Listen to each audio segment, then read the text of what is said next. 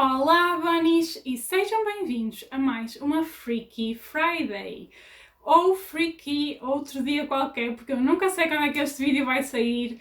Da outra vez houve vários problemas que me acompanham no Instagram viu, porque demorei muito a editar o vídeo, número 1. Depois o YouTube estava a bloquear o vídeo por causa de um clipe que eu tinha lá.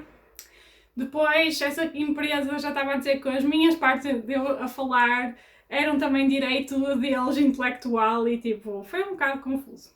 Eu espero que não aconteça aqui, eu agora vou ter um bocado mais de cuidado, mas se não sair uma sexta-feira, perdoem-me. Sai só nesta série de cultos e assim que isto vai acontecer, depois disto acabar, voltaremos à normalidade, espero eu. Porque de facto eu acho que o vídeo fica muito melhor se tiver estes clipes, mas as empresas, algumas delas bloqueiam o vídeo, nem sequer reclamam os direitos de autor, simplesmente bloqueiam o vídeo e nós podemos contestar, eu podia contestar, mas isso ia demorar ainda mais tempo e então eu não quis contestar. Eu vou pôr o aviso do Fair Use no início deste vídeo, mas mesmo assim eles podem bloquear o vídeo mesmo com esse aviso, mas pode ser que desencoraje a bloquear tanto. Se eles voltarem a bloquear o vídeo desta vez, eu já sei como proceder e apago logo os clipes e não perco mais tempo com isso, porque da outra vez foi um inferno, gente. Hoje também está muito calor, portanto se virem a minha janela atrás a mexer, não é nenhum fantasma, ok? Não se preocupem, acho eu. Se for, digam-me que viram alguma cena de filmar, não digam que eu não quero saber. Não, é só porque está mesmo muito calor, tenho que ter a janela aberta, estou com a luz ligada, é horrível, estou a suar, provavelmente vão-me ver a suar neste vídeo. Outra coisa que eu queria dizer antes de começar, eu queria muito agradecer o vosso apoio, foi tipo gigante o apoio do último vídeo, eu não estava mesmo nada à espera, sou mesmo sincera, nunca esperei ter tantas pessoas a dizer que gostaram do vídeo, a partilhar o vídeo, tipo, foi surreal. Eu não estava à espera porque eu tenho muito interesse nisto de cultos e assim, mas eu por acaso achei que ia ser uma coisa que eu ia trazer e as pessoas iam dizer boring, traz outros vídeos, tipo, eu achei mesmo que as pessoas não iam gostar. Por isso eu fiquei super admirada, mas fico mesmo contente que tenha chegado a tantas pessoas e que as pessoas tenham sentido que passou uma mensagem, que era o mais importante desse vídeo, era poder passar uma mensagem com ele. Por isso estou mesmo muito feliz e agradeço do fundo do coração a todos os que comentaram, a todos os que partilharam, tipo, é mesmo muito importante esse tipo de apoio, não estava mesmo à espera e agradeço mesmo muito. O vídeo de hoje não é mesmo um vídeo sobre cultos, como vão ser os próximos 2 vídeos. Como vocês já viram pelo título, é talvez o vídeo sobre o culto mais conhecido de todos estes que eu vou fazer. Eu por acaso achei que Jonestown também fosse ser bastante conhecido, mas muitas pessoas disseram que nunca tinham ouvido falar, o que é perfeitamente normal, é uma coisa que aconteceu há muito tempo. No caso de hoje, eu tenho a certeza que praticamente toda a gente já ouviu falar deste nome ou deste grupo de pessoas. Se não sabem o que é, ao menos já ouviram o nome pelo menos uma vez na vida, quanto mais não seja, já ouviram o nome do cantor Marilyn Manson e associaram de alguma forma a isto e estão absolutamente corretos. O Marilyn Manson tem este nome artístico por causa, o último nome é por causa deste caso, ou é para representar a pessoa deste caso. Eu não acho, também vou já deixar aqui explícito, eu não acho que o Marilyn Manson tenha nada a ver com este caso, não acho que ele esteja a apoiar este caso de maneira nenhuma. Eu acho que ele usou mesmo, como ele faz praticamente tudo na carreira dele, para chocar, para causar aquele impacto de que ele é tipo uma coisa demoníaca e assim, mas eu acho que é tudo um espetáculo, não acho que ele deva ser culpabilizado por usar este nome. Para algumas pessoas pode ser um bocado de mau gosto, mas não acho que foi com o intuito de desrespeitar ou assim, acho que foi mesmo para causar aquele impacto negativo e não sei o quê, não foi para... Portanto, vou já esclarecer isto, porque é a minha opinião, pelo menos. E no vídeo de hoje vamos também explorar mais a fundo as personalidades dos líderes dos cultos e tentar perceber se foi o passado deles, a história deles, que os tornou nas pessoas manipuladoras e sedentas de poder que nós conhecemos hoje, ou se eles nasceram com um distúrbio psicológico a que nós damos o nome de psicopatia. Vamos também tentar perceber quais as diferenças entre os termos sociopatia e psicopatia, o que é que difere entre eles os dois e de que forma estes distúrbios podem levar uma pessoa aparentemente normal a tornar-se num líder de culto mortífero. Em primeiro lugar, vamos ver a definição técnica do termo distúrbio de personalidade antissocial, que é normalmente o distúrbio que engloba a psicopatia e a sociopatia. Antes de começarmos isto, eu só quero dizer que eu não sou psicóloga, nem tenho um passado de psicologia, ok? Nem de psiquiatria. Portanto, tudo o que eu estou a dizer neste vídeo foi de pesquisas que eu fiz, mas é óbvio que se desse lado houver alguém que seja desse ramo e que queira acrescentar alguma coisa ou corrigir alguma coisa, estão sempre livres para o fazer nos comentários. Isto foi da pesquisa que eu fiz e daquilo que eu entendi, mas eu não sou psicóloga, ok? Portanto, não quero que pensem que isto é 100% certo. Eu tentei ir a fontes para além da Wikipédia, que fossem mais ou menos fidedignas, mas claro que quem trabalha nessa área pode sempre acrescentar alguma coisa a mais ou corrigir alguma coisa. E de acordo com o site da NHS do Reino Unido, que é o site da saúde deles, do Sistema de Saúde, Sistema Nacional de Saúde deles, o distúrbio de personalidade antissocial é um distúrbio de personalidade caracterizado por comportamentos impulsivos, irresponsáveis e muitas vezes criminosos. As pessoas que têm este distúrbio são normalmente manipuladoras, mentirosas ou enganadoras, imprudentes e normalmente não se importam com os sentimentos dos outros. Não sentem também remorsos nem culpa. Este distúrbio de personalidade antissocial, como outros distúrbios de personalidade, é um espectro, o que significa que algumas pessoas que sofrem deste distúrbio podem ter o espectro mais baixo, quer dizer que iriam ter comportamentos maus, mas umas coisas muito banais, e pode ir para um espectro mais alto, que seria, neste caso, a psicopatia, o que nós conhecemos como psicopatia. E agora vamos ver a diferença entre sociopatia e psicopatia. Eu acho que é muito importante vermos esta diferença, porque muitas vezes as pessoas usam os termos e não sabem muito bem o que é que estão a dizer. Há pessoas que chamam psicopatas a pessoas que são sociopatas, há pessoas que misturam os termos, há pessoas que nem usam o termo sociopata, só usam psicopata, mas há diferenças entre eles. Embora, deixem já que vos diga, pelo que eu estive a ler, para muitos especialistas da área, estas diferenças são muito ténues e ainda são distúrbios que precisam de mais análise e mais investigação. Portanto, é algo que ainda não está completamente estudado e que ainda não está completamente definido, mas há algumas diferenças que as pessoas conseguiram definir com o tempo. Também é importante dizer que nós podemos ter a nossa opinião, olhar para estes dados que eu vos vou dar e dizer aquela pessoa é um psicopata, mas isso não significa que ela seja, ok? Porque nós não somos, como eu disse, psicólogos ou psiquiatras, a menos que o sejam, então nós não podemos diagnosticar a pessoa, ok? Nós podemos ter a nossa opinião, eu também tenho a minha, e posso dizer, eu acho que, segundo estes dados, esta pessoa é um psicopata. Mas o eu achar não é um diagnóstico certo, ok, gente? É isso que eu quero que vocês entendam. Eu não posso diagnosticar e dizer 100% de certeza que essa pessoa é. Ok? Portanto, só queria esclarecer isto aqui também, porque se eu falar nisso mais tarde e se eu disser eu acho que esta pessoa é isto, eu quero que vocês entendam, é a minha opinião, não é um diagnóstico e pode estar errado, ok? Portanto, não... Ok. Então, segundo o site Psychology Today, como eu disse, estes distúrbios são difíceis de distinguir e há pontos em comum entre eles. Estes pontos em comum são desprezo por leis e regras sociais, desprezo pelos direitos dos outros, incapacidade de sentir remorsos ou culpa e tendência para demonstrar comportamento agressivo ou violento.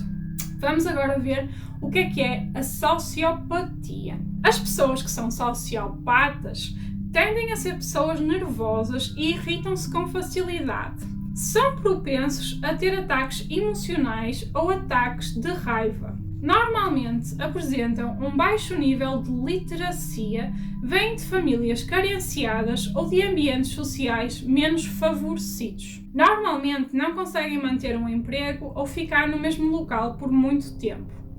Muitos sociopatas são capazes de criar laços afetivos com uma pessoa ou com um grupo, apesar de desprezarem as normas sociais. Os relacionamentos de sociopatas têm bastantes limitações, mas são possíveis, embora difíceis. Geralmente, os sociopatas apresentam comportamento errático e perturbado.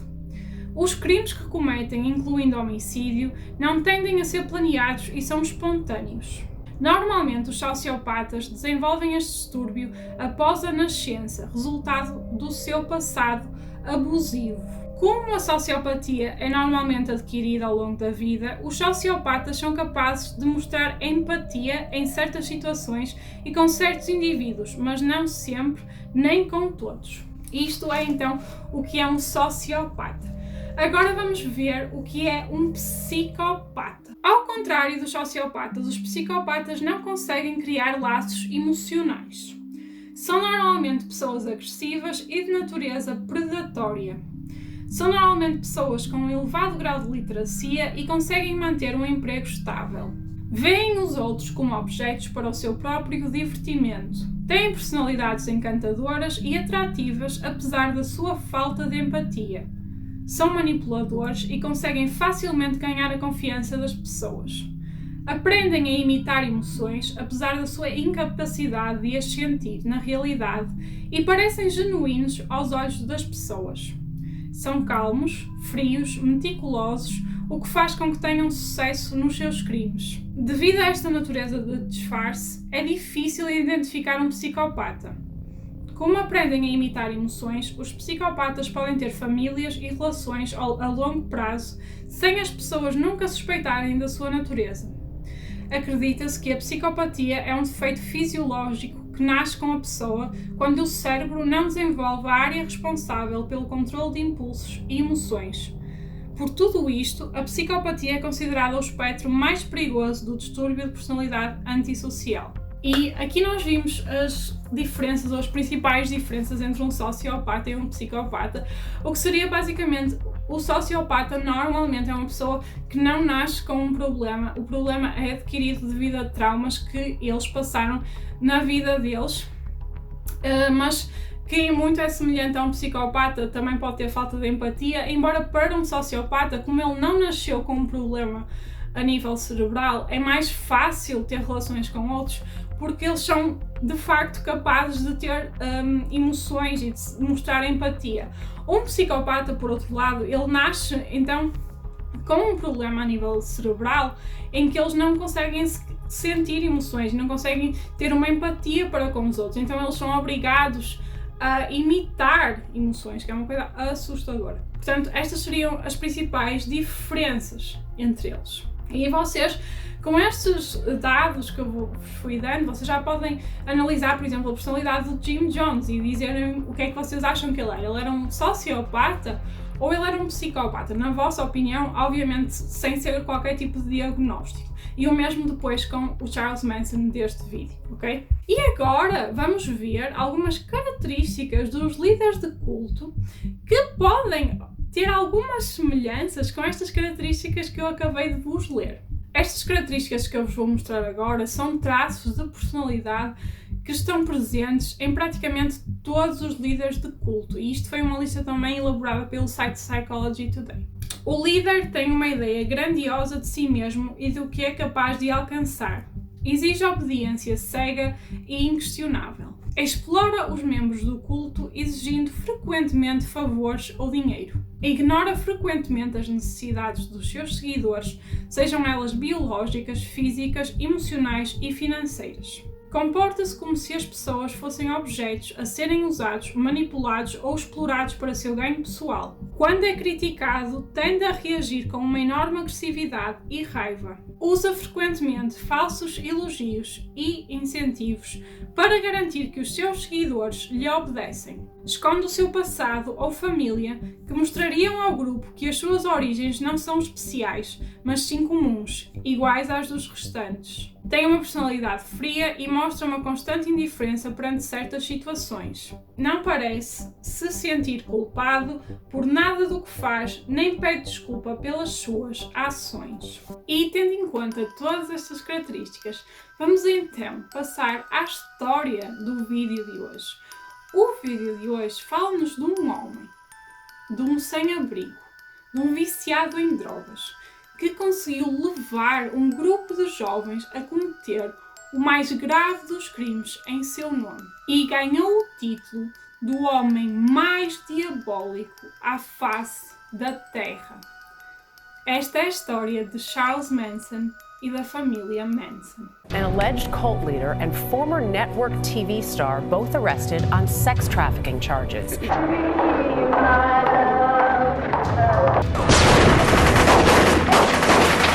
I haven't killed anyone. I say you do exactly what I say. My personal belief is that it's one gigantic hypnotic induction. Tragically, the people inside are directly in the line of fire. But they believe that they're on a path to enlightenment.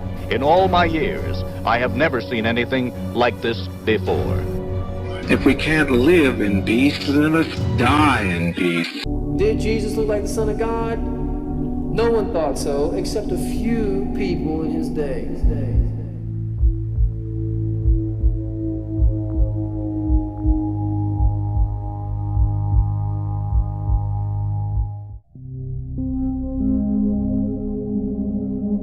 The most famous murder in the history of Los Angeles. He was like Christ, and he had the answers. Manson was a classic cult leader, a charismatic personality that became an object of worship. Charles Manson was a rock star wannabe and a madman. He is commanding, he is somewhat magnetic. We're about to see what evil looks like. Charles Manson nasceu no dia 11 de novembro de 1934. A mãe de Charles Manson, Kathleen, tinha apenas 15 anos quando deu à luz.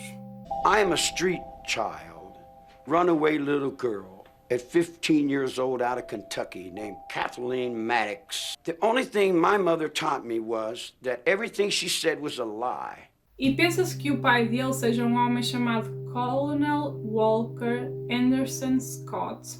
Apesar deste nunca ter assumido a paternidade do Charles Manson e apesar de nunca ter tido contacto com ele na vida dele. Quando Charles Manson tinha apenas 4 anos, a mãe dele e o tio foram presos por uma tentativa falhada de um assalto à mão armada. E é claro aqui que o Charles Manson teve uma infância difícil logo à partida. Mas há também evidências de que o comportamento manipulador de Charles Manson começou desde cedo. Aos 6 anos de idade, na escola, Charles Manson não gostava de um rapaz da sua turma.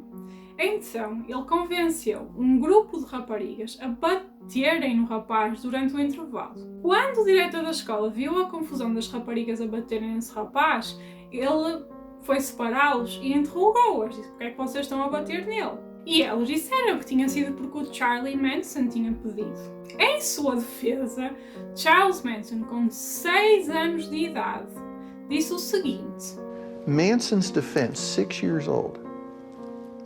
It wasn't me. They were doing what they wanted to do.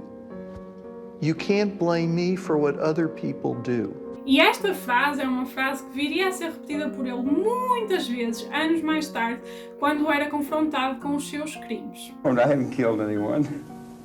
I didn't break the law. Quando Charles Manson tinha apenas 13 anos, ele já participava em vários assaltos à mão armada e roubos de carros. Quando ele foi apanhado a cometer um desses crimes, um juiz resolveu mandá-lo para um centro de correção para rapazes, que era muito popular na altura, que supostamente faria com que os rapazes, mesmo os mais delinquentes, se tornassem membros produtivos da sociedade. Chamava-se Boys Town. O Charles Manson aguentou 4 dias neste centro de correção. Após estes 4 dias, juntamente com um amigo, ele roubou um carro e fugiu. O Charles Manson passou a maior parte da sua juventude na prisão e foi lá que aprendeu muitas das coisas que viriam a moldar a sua presença junto do seu culto mais tarde. Aprendeu a tocar guitarra, aprendeu com criminosos várias técnicas para cometer crimes, leu os livros de um homem chamado Dale Carnegie e um dos livros dele tinha um título muito curioso que é Como Fazer Amigos e Influenciar Pessoas, que é apenas curioso que o Charles Manson tenha lido este livro. E o Charles Manson, enquanto esteve preso, ele também estudou as obras de um homem chamado L. Ron Hubbard. que, se vocês nunca ouviram falar, é o homem responsável pela criação da Scientologia. E eu fiquei chocada quando vi acerca disto, porque eu não sabia que ele tinha estudado a Scientologia. É um bocado irónico que um homem como Charles Manson, que viria a tornar-se no líder de um culto, tenha aprendido e tenha se sentido inspirado com outro líder de um culto. Não fazia a mesma ideia e eu acho que é apenas trágico que estas duas pessoas se cruzem desta forma, entendem? Eu acho que foi uma péssima influência para o Charles Manson, mas eu não estou a dizer que ele teve culpa, entendem? Não estou a dizer que a Scientologia teve culpa pelo que o Charles Manson fez, apenas estou a dizer que foi uma péssima coisa para ele se sentir inspirado. Acho que não foi o melhor caminho. Quando o Charles Manson descobre que vai ser libertado em 1967, ele diz às autoridades o seguinte: He actually tells the authorities, don't let me go, I don't think I can handle it out there. Wish they'd listen to him. Mas, infelizmente, eles libertaram porque as prisões estavam sobrelotadas e não havia forma de ele ficar. Naquele que viria a ser um dos maiores erros da história. E em 1967, os Estados Unidos eles estavam em plena revolução cultural. Nós já vimos até um pouco sobre isso no outro vídeo sobre Johnson, porque as épocas coincidem uma com a outra. Havia a Guerra do Vietnã. As pessoas não queriam participar nesta guerra, porque basicamente o que vocês têm que entender é que quando há uma guerra deste género num país, e aqui em Portugal já aconteceu isso, os jovens, eles são obrigados a ir, entendem? Não há tipo a opção de irem ou não irem, não é como se fossem militares e tivessem que ir porque são militares. Os jovens são todos chamados para ir, porque é preciso essa força para ir combater na guerra. As pessoas não queriam esta guerra, porque achavam que era uma guerra estúpida, era uma guerra política. Todas as guerras são estúpidas, mas entendem o que eu quero dizer? Eles não queriam participar, não queriam. Então muita gente manifestava-se contra a guerra. Havia as manifestações raciais que nós também vimos no outro vídeo. Havia um grande movimento da cultura hippie, que nós hoje conhecemos por maus fatos das lojas de Halloween e assim, mas na altura era um movimento que as pessoas levavam muito a sério, era um movimento cultural que as pessoas pregavam tipo paz e amor, é exatamente isso, porque as pessoas não queriam mais guerra, então elas queriam tipo estar em comunhão com a natureza, estarem de bem com a vida, estarem de bem com os outros, espalharem amor para receberem amor, que eu acho que é uma filosofia maravilhosa, gente. A sério, eu sei que agora, hoje em dia, eu acho que os hippies parecem quase uma piada, é quase tipo um disfarce, como eu disse, de carnaval, mas tipo, eu acho a filosofia hippie muito, muito, muito bonita e acho maravilhosa essa forma de viver o mundo, entendem? De querer só estar de bem com os outros e espalhar amor e ter peace and love mesmo. E ao mesmo tempo que isto acontecia, também havia uma revolução sexual ao mesmo tempo, em que as mulheres já não eram aquela dona de casa dos anos 50 que tinha que ficar em casa à espera do marido para lhe fazer o jantar. Elas podiam usar mini saias, podiam sentir-se sexys, podiam ter mais do que um parceiro.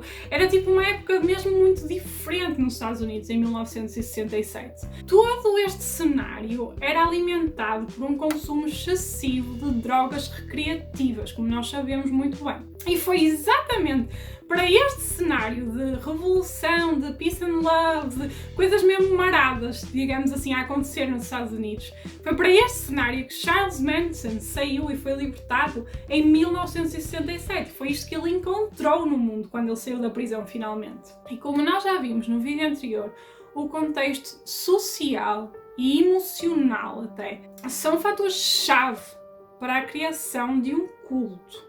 Ok?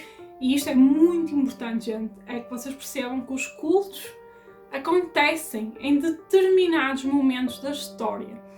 E às vezes pode ser determinados momentos mesmo da história de um país e outras vezes podem ser em determinados momentos da história de uma pessoa. Podem ser tipo quando uma pessoa está a passar por um certo ponto da sua vida, ou um grupo de pessoas estão a passar por um certo ponto da sua vida, mas os cultos têm sempre um contexto. Eles não aparecem só porque sim. Há sempre um contexto para eles. E este era o contexto de Charles Manson. The movement is like a magnet for all these people whose particular characteristics make them highly vulnerable to the thing that Manson has, the ability to manipulate. Quando Charles Manson saiu da prisão, rapidamente ele começou a juntar seguidores, na sua maioria mulheres. ia formar um grupo, um culto, que viria a ser conhecido como a família Manson. Isto porque todos eles tinham esta filosofia por trás de paz e amor, e nós somos uns para os outros e não sei o quê, e espalhar amor, então eles sentiam-se que eram quase como uma família, entendem? Mas eles não eram relacionados entre eles, é isso que eu quero que vocês percebam, pelo menos a maior parte deles não eram relacionados entre eles, era o nome do culto. Como o Jim Jones tinha o People's Temple. E estes foram apelidados, acho que nem era o nome oficial, apelidados de a família Manson. E ao fim de algum tempo, a família Manson assentou no rancho Spahn, nunca sei muito bem dizer, que era um antigo cenário de filmagens de filmes de cowboys. Então era tipo um cenário abandonado, eles eram de Los Angeles, e então viviam neste cenário de filme abandonado. Os membros da família, eles eram na sua maioria jovens, que tinham fugido de casa e que tinham pouco dinheiro. Muitos deles fugiram de casa por causa desta revolução cultural que nós falamos ainda há pouco. Ou outros fugiram de casa porque não queriam participar na guerra. Então eram tipo fugitivos para não entrarem na guerra. E era sabido que o Charles Manson usava as mulheres da família Manson para prostituição, como forma de ganharem dinheiro para a família Manson, mas também como forma de atrair mais homens para dentro da família, para atrair mais pessoas. Ele usava muitas mulheres. If a man wanted you, you went with him. You couldn't resist. Isn't that what women's for? Women receive men and reflect men. Man hold dominion up over woman. E além da prostituição, a família Manson também cometia outros pequenos crimes, tipo roubos, para ganharem dinheiro. No caso da família Manson, mais uma vez, o isolamento era uma das formas usadas para manipular o grupo. A própria localização do rancho Spahn, era uma localização muito isolada, no meio do nada. Eles estavam ali sozinhos, só eles e o Charles Manson, que é exatamente numa escala diferente, a mesma coisa que o Jim Jones fez com as pessoas do People's Temple quando os mandou para o Guiana. Portanto, o isolamento é sempre crucial para estes membros de cultos. Além disto, as pessoas da família Manson eram proibidas de falar do seu passado. Elas abdicavam dos seus aniversários. O nome delas era trocado por outro nome diferente. Elas não podiam ter relógios para não poderem ver o tempo nem nada disso. Era a total desconexão com o mundo exterior e a destruição do ser individual, que foi agravado pelo consumo excessivo de drogas e álcool. Aproveitando-se do efeito alucinogénico do LSD, o Charles Manson usava esta droga em muitas cerimónias que ele fazia, cerimónias especiais, em que em algumas delas ele reencenava a crucificação de Jesus Cristo e dizia que ele próprio era Jesus Cristo. Mas quando ele fazia estas reencenações e estes discursos, as pessoas que o seguiam, como também estavam sob o efeito de drogas e de álcool e estavam mais fragilizadas a nível mental, elas acreditavam cada vez mais que aquele homem era mesmo a reencarnação de Jesus. Ele próprio usava o nome dele, Manson, como se fosse tipo uma sigla, Man, Son, Son of Man. Son of Man significa filho do homem, ou seja, como se fosse filho de Deus, uma coisa assim. Então ele usava esse tipo de discurso para manipular e para agarrar ainda mais as pessoas a ele. Muito sinceramente, se eu acho que Charles Manson acreditava mesmo que era Jesus, não. Eu acho que não, acho que era apenas uma das coisas que ele fazia para poder agarrar ainda mais as pessoas. Mas eu não considero o culto de Charles Manson um culto religioso, ao contrário do Jim Jones. Eu acho que o culto de Charles Manson é um culto mais filosófico, que fala mais de uma filosofia de vida, uma forma de estar na vida e não tanto religião. Eu acho que ele só usava esses momentos para mostrar como ele era grandioso e como ele era espetacular, e era mesmo fixe. Era fixe, Charles Manson.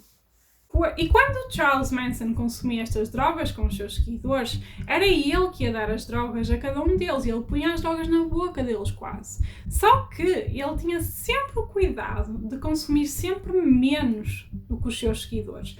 Isto era mais uma forma dele garantir que ele ia estar sempre no controle daquelas pessoas. Ele podia consumir drogas com eles, mas ele nunca consumia tanto, então ele já tinha uma posição de vantagem perante eles, porque ele estava mais consciente do que eles. E nestas cerimónias de alucinações coletivas ou transe coletivo, o Charles Manson perguntava vezes e vezes, sem conta, se os seus seguidores seriam capazes de morrer por ele. Soa-vos familiar? Na família Manson existiam muitas pessoas, todas elas com a sua história de vida muito particular. Neste vídeo vamos falar apenas de 4 pessoas, as 4 pessoas que Charles Manson levou para o fundo com ele. São elas Tex Watson, Susan Atkins, Patricia Krenwinkel e Leslie Van Houten. Tex Watson, ou Charles Denton Watson, vinha do Texas e foi-lhe dado o nome por Charles Manson de Tex, por causa do vídeo do Texas. E ele era um aluno do quadro de honra da escola, um atleta e foi também editor do jornal da sua escola. Tex Watson ele viajou para Los Angeles em 1967 para visitar um amigo da faculdade. E quando ele chegou a Los Angeles, ele ficou fascinado com todo o cenário cultural, desta revolução cultural, da música, das drogas, isto tudo fascinou. E foi por lá que ele ficou. E foi nessa altura que ele conheceu Charles Manson e juntou-se ao rancho dele, da família Manson. A Susan Atkins, ela nasceu na Califórnia e os pais dela eram os dois alcoólicos. A Susan era descrita como uma menina muito pacata e insegura que cantava no coro da igreja. A determinado ponto, a mãe da Susan ela teve um cancro e a Susan organizou com o coro da igreja onde ela cantava para cantarem músicas de Natal debaixo da janela do hospital onde estava a mãe, internada no quarto da mãe no hospital. Quando a mãe da Susan faleceu em 1963, a vida dela deteriorou-se rapidamente e ela acabou por ficar a viver numa casa com várias pessoas. Foi nessa casa que ela conheceu Charles Manson, uma vez que ele foi lá tocar guitarra para eles. Depois, uns tempos mais tarde, ela ficou sem casa, ficou sem lugar para onde viver e foi então que ela se juntou ao rancho da família Manson.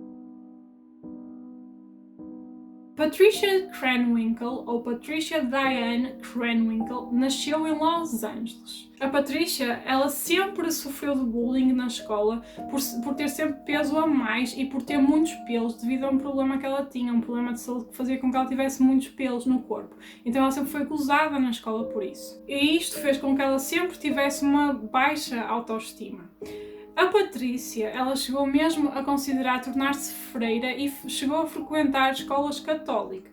Em 1967, ela conheceu Charles Manson na praia e, segundo o que eles dizem, ela teve relações sexuais com ele nessa mesma noite. Segundo a Patricia, o Charles Manson foi a primeira pessoa na vida dela a dizer-lhe que ela era bonita. E isso fez com que ela criasse imediatamente um laço emocional com ele, porque nunca ninguém a tinha valorizado antes. When we made love, all I remember is just crying and crying to this man because he said, "Oh, you're beautiful." I couldn't believe that. I just started crying. E isto é uma coisa que ele fez com praticamente todas as pessoas do grupo à sua forma. Ele elogiava as pessoas, fazendo-as sentirem super importantes e que eram melhores do que alguma vez pensaram que podiam ser. E as pessoas gostavam dele, porque quem é que não gosta de ser elogiado? Quem é que não gosta de sentir-se bem e de ser elogiado? E então ele usava muito essa técnica para cativar as pessoas para o grupo dele. Leslie Van Houten nasceu em Los Angeles e vinha de uma família muito religiosa. Na escola, ela era membro da banda e tocava instrumentos na banda. Aos 17 anos de idade, Leslie engravidou e a mãe dela obrigou-a a fazer um aborto do bebê. Este aborto aconteceu já quase no fim do tempo da gravidez, portanto já nem era um aborto assim mais no início, já era um aborto de um bebê já praticamente feito. E a mãe de Leslie obrigou-a a enterrar o bebê no jardim deles. E isto obviamente marcou muito a Leslie.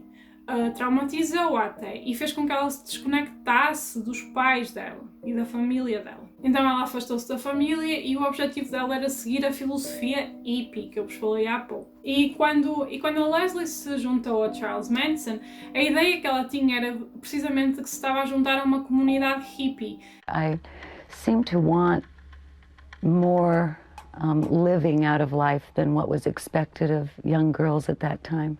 I was desperately seeking someone that I could love and hold on to and call my own.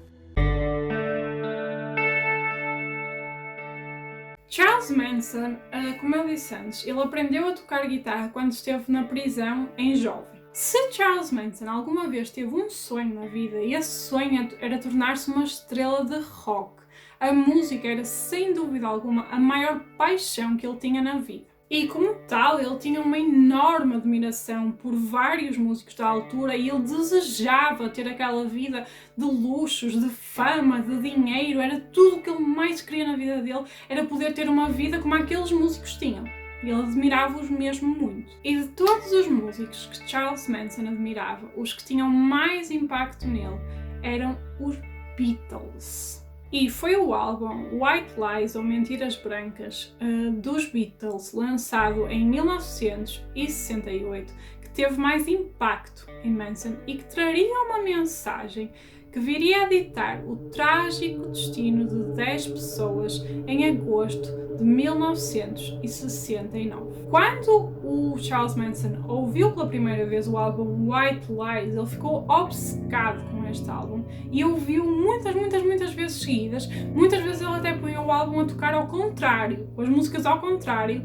Ele ficou mesmo obcecado com este álbum e com as mensagens que supostamente este álbum teriam dentro dele. Segundo Manson, este álbum em particular escondia uma mensagem feita pelos Beatles diretamente para ele, ou seja, uma mensagem feita para ele ouvir. Uma mensagem sobre uma futura guerra racial que seria a maior guerra que a humanidade já vira. E supostamente várias músicas deste álbum confirmariam então para Manson que de facto esta mensagem existia. Por exemplo, a música Blackbirds do álbum falaria supostamente sobre os homens de raça negra que se iriam levantar e insurgir-se contra as pessoas brancas. A música Piggies, por exemplo, os pigs ou porcos, referidos nesta música para Manson, representavam as pessoas brancas de classes mais altas e da alta sociedade. E depois havia a música Helter Skelter, que seria a música que daria nome a toda esta revolução. E esta música falava de pessoas de um estrato social mais baixo quererem subir na vida. E supostamente Manson interpretou isto como sendo as pessoas de raça negra que queriam revolucionar-se contra os brancos e tomar conta do mundo. E isto que eu vos estou a dizer aqui, isto é uma teoria do Charles Manson. Não é nada confirmado pelos Beatles, nem é nada que me pareça minimamente credível. Foi apenas uma coisa que ele pegou e deturpou completamente o significado para ser exatamente aquilo que ele queria, entendem? Portanto, não vão pesquisar teorias da conspiração sobre os Beatles, coitados, que eles já têm tantas teorias da conspiração sobre eles. Não tem mesmo nada a ver com nada, gente, entendem? O homem ouviu o álbum ao contrário, ele achou que os Beatles mandaram uma mensagem para ele, portanto... Entendem que ele não era a pessoa mais sã a nível mental, certo? E a partir deste momento, Charles Manson começou a encarar todos os seus seguidores como se fosse um exército. Ele começou a ensiná-los a lutar, a defenderem-se, a usar facas, a ensinar os membros do grupo como matar mais eficazmente uma pessoa, onde eram os órgãos vitais, onde é que eles deviam espetar uma faca, esse tipo de coisas. Mas, segundo alguns relatos de seguidores do Charles Manson, naquela altura, apesar de tudo isto estar a acontecer, eles nunca acharam que na verdade teriam que matar alguém. Eles acharam que era mais tipo um teatro, uma coisa que eles faziam para se divertir, uma coisa que nunca viria a ser nada, entendem? I didn't think about it and I don't remember him really making me think that we were the ones that were going to be doing the killing. I thought of it all as a way to protect myself. E resumidamente, o que era a teoria do Helter Skelter?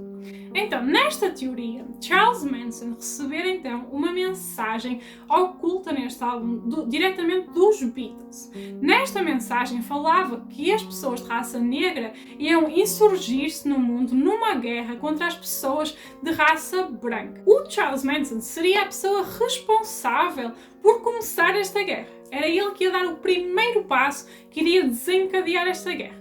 Depois de começar esta guerra, ele e a sua família iriam para o deserto e esconder-se-iam num bunker, ou num poço sem fundo, como muitos dizem, que é tipo um bunker no deserto. Lá, eles iam viver lá e esperar que os Beatles se juntassem a eles e iam ficar lá até o final da guerra. No final da guerra, os homens de raça negra teriam morto todas as pessoas brancas do mundo.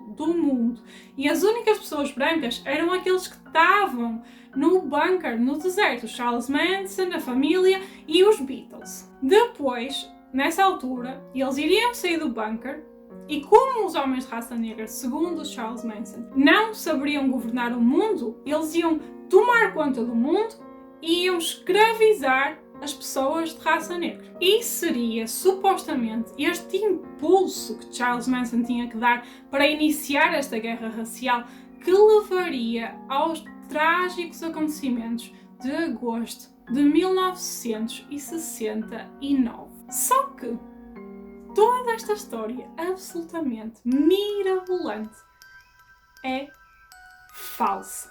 E os verdadeiros motivos que levaram Manson a cometer os seus crimes eram muito mais mundanos. Na verdade, a escolha daquela morada em particular, naquela noite, uma casa que parecia escolhida totalmente ao acaso, não era assim tão ao acaso para Charles Manson. Esta é a verdadeira história do que levou ao culminar trágico da família Manson. E eu resolvi trazer esta história para aqui porque eu descobri isto quando estava a pesquisar sobre este assunto e eu vou-vos ser sincera, eu já conhecia o caso da família Manson há muitos anos, mas eu nunca ouvi ninguém a falar deste caso, disto que eu vos vou contar agora a seguir. E isto faz muito mais sentido para mim do que a guerra do Helter Skelter.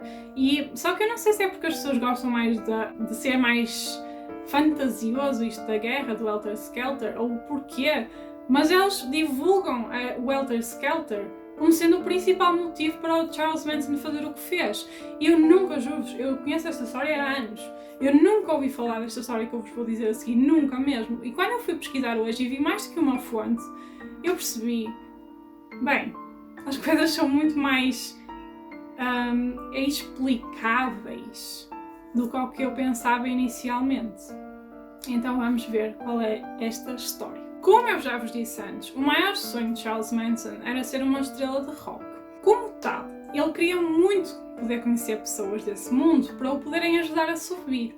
E para isso, ele mandava muitas vezes as mulheres da família Manson para zonas frequentadas por famosos ou onde pudessem passar famosos para ver se elas algum dia teriam a oportunidade de conhecer e de travar amizade com uma pessoa famosa do mundo da música para que depois aí ele pudesse ter a sua oportunidade. E essa oportunidade chegaria na forma de Dennis Wilson, o baterista da famosa banda Beach Boys, que um dia daria boleia sem saber a um grupo de mulheres da família Manson. E Dennis Wilson, ele correspondia de muitas formas ao perfil de vítima do Charles Manson. Apesar de ele ser baterista de uma das mais populares bandas daquela época, os Beach Boys, ele era muitas vezes referido como sendo um mau baterista e um mau músico e era muitas vezes considerado o pior músico dos Beach Boys. E isto gerava grandes fragilidades na sua autoconfiança. E desta forma foi muito fácil para Manson conseguir a sua admiração, porque o Manson fazia-o sentir-se especial, fazia sentir-se como se ele fosse importante. E isto, como nós já vimos, atrai as pessoas. E era sempre esta técnica que Manson usava, fazer as pessoas sentirem-se bem. E o Dennis Wilson, ele admirava tanto o Charles Manson, que em certa altura o Charles Manson e a família foram viver com o Dennis Wilson. Vocês conseguem imaginar isto? Tipo, um músico muito, muito popular na altura. E de repente, A família Manson vive na tua sala. Depois, como o Charles Manson tinha sempre o objetivo de poder lançar a sua carreira musical, a certa altura ele começou a mostrar ao Dennis Wilson as músicas compostas por ele, porque ele compunha, gravava músicas tipo e cantava e tudo mais, e não estão disponíveis algumas no YouTube, se vocês quiserem ouvir. Então ele começou a mostrar algumas ao Dennis Wilson. E por sua vez, o Dennis Wilson ele considerava o Charles Manson como um gênio musical. Uma das músicas que o Charles Manson mostrou ao Dennis Wilson era uma música chamada Cease to Exist. E quando o Dennis Wilson viu esta música, ele pegou na música e levou-a até os Beach Boys, alterou-lhe o título para Never Learn Not to Love e mudou parte da letra. E quando ele apresentou esta música ao grupo, ele apresentou a música como sendo dele, da autoria dele, do Dennis, e não do Charles Manson. E esta música acabou por ser gravada com o grupo para um álbum deles. E os créditos da criação da música, que aparece lá no CD, no álbum, estão como Dennis Wilson e não como Charles Manson. Mas na verdade, e por muito mal que nós queiramos dizer de Charles Manson, ele era o criador desta música. E isto deixou o Charles Manson absolutamente furioso, com a sensação de que tinha sido usado pelo Dennis Wilson. E o Charles Manson, ele sentiu-se tão usado e humilhado pelo Dennis Wilson ter feito isto, que um dia lhe deixou uma bala em casa dele, com um bilhete a dizer que sabia onde ele morava, sabia onde é que a família dele estava e que ele sabia o que é que aquilo queria dizer. Só que o Charles Manson, apesar de ter ficado muito revoltado com tudo isto, ele não podia desligar-se logo do Dennis Wilson, como se calhar ele gostaria, porque o Dennis Wilson era o bilhete dele para ter acesso a outras pessoas muito influentes no mundo da música, que era o maior interesse do Charles Manson. Uma destas pessoas era um homem chamado Terry Melcher, que era o melhor amigo de Dennis Wilson. E este homem chamado Terry Melcher, ele era também um produtor musical de muito sucesso, que era responsável por lançar muitas carreiras de sucesso no mundo da música da altura e por produzir álbuns e músicas que tiveram muito sucesso. Então ele era tipo aquela pessoa que nós queríamos conhecer se quiséssemos ter alguma hipótese de ter uma carreira no mundo da música. No entanto, ao contrário do Dennis Wilson, o Terry Melcher, ele não era uma pessoa frágil a nível emocional. Ele era uma pessoa, aliás, que vinha de uma família do mundo do espetáculo. A mãe dele era atriz e ele já estava habituado a Hollywood e àquele mundo da fama, e ele já estava habituado também a estas pessoas oportunistas que se queriam aproveitar dele para conseguir chegar mais longe. E então ele percebeu imediatamente quais eram as intenções, as verdadeiras intenções de Charles Manson. O Charles Manson, por sua vez, acreditava que se o Terry Melcher ouvisse a música dele, iria imediatamente dar-lhe um contrato discográfico e iria imediatamente gravar um álbum dele. Então o Charles Manson, ele perseguiu o Terry durante muitos meses. E um dia o Charles Manson, o Dennis Wilson e o Terry Melcher andavam a passear de carro, a dar voltas de carro, e eles acabaram por ir deixar o Terry a casa dele, levaram-no até casa de carro. Só que, ao contrário do que eles estavam à espera, o Terry Melcher não os convidou para entrar, o que foi tipo uma afronta para o Charles Manson. No entanto, a morada de Terry Melcher iria ficar para sempre gravada na mente de Charles Manson. E esta morada era a casa em Cielo Drive. Mais tarde, o Charles Manson, sendo uma pessoa extremamente manipuladora, conseguiu convencer o Terry Melcher a dar-lhe uma audição. E então o Terry Melcher foi até o rancho Spawn para ouvir o Charles Manson a tocar e a cantar. E na altura o Terry até disse que gostou da música, até achou interessante a música. E é assim, vocês podem ouvir algumas músicas dele no YouTube. E é assim, eu vou-vos ser sincera, eu não acho que seja má a música dele, e acho que se tudo fosse completamente diferente, se ele não fosse o Charles Manson, se calhar um dia, quem sabe, ele até pudesse ter vindo a ser um músico. Mas, no entanto, não foi. O Terry Melcher, com certeza, depois de visitar o rancho, ele percebeu que alguma coisa não fazia sentido ali, alguma coisa não batia certo. Então ele recusou-se a dar o contrato discográfico ao Charles Manson, apesar de ter gostado da música dele. Ele depois voltou atrás e disse que afinal não lhe ia dar contrato nenhum. E esta decisão do Terry Melcher seria o último prego no caixão de Charles Manson, que iria despoletar toda a sua raiva e crueldade. Because he did wrong. He lied. When you make a contract, what does a contract mean to you? When you make a contract, you keep your word or you lose your life. O Charles Manson, ele nunca esqueceu aquela casa no topo da colina em Cielo Drive. Ele nunca esqueceu, porque aquela casa para ele representava tudo aquilo que ele não podia ter. Todos aqueles luxos, todos aqueles privilégios que lhe foram negados pelo Terry. E enquanto tudo isto acontecia, no outro lado, junto do seu culto, o Charles Manson ia espalhando esta mensagem da guerra racial. E, em 1969, ele iria mandar alguns dos seus seguidores mais próximos na primeira missão desta guerra. As ordens: matar todas as pessoas presentes numa determinada casa. A morada: Cielo Drive. O que Charles Manson não sabia é que, numa reviravolta cruel do destino, Terry Melcher havia mudado de casa e um casal recém-casado, à espera do seu primeiro filho, tinha-se mudado para Cielo Drive. Os seus nomes ficariam para sempre ligados ao de Manson.